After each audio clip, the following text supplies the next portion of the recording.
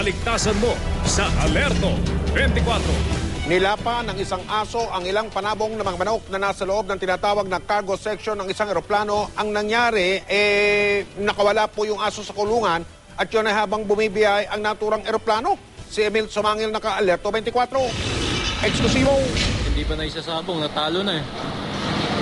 Wala ng buhay at nagkalusog-lasog ang mga katawan ng mga panabong na manok nang ibaba sa cargo terminal kahapon. Ibinyahe ang mga manok mula Davao City patungong Maynila. Ayon sa kumukuha ng video na siya ring isa sa mga nagrereklamo, batay na rin sa isinagawang investigasyon. Habang nasa Himpapawid, nakawala raw sa kulungan ng asong ito na kung tawagi Belgian Malinois.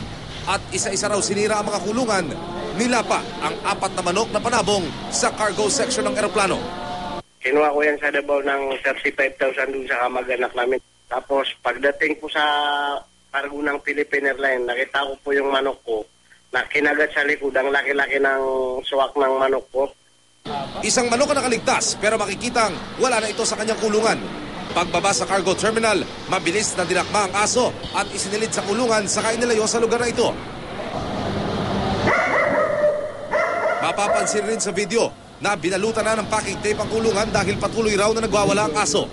Lumapit sa GMA News ang mga nagreklamong may-ari ng mga manok na panabong dahil hindi nila alam kung sino ang kanilang papanagutin sa pangyayaring ito.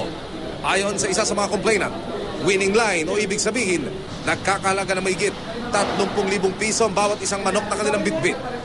Nakita ko siya, malaking aso, mas malaki pa kaysa sa K9.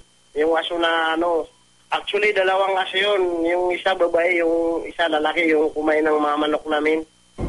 Sinadya ng GMA News ang Sky Logistics Corporation, ang kumpanyang nangangasiwa sa cargo terminal. Tumanggi na humarap sa kamera ang mga opisyal ng kumpanya, pero nangako silang pananagutan ang nangyari.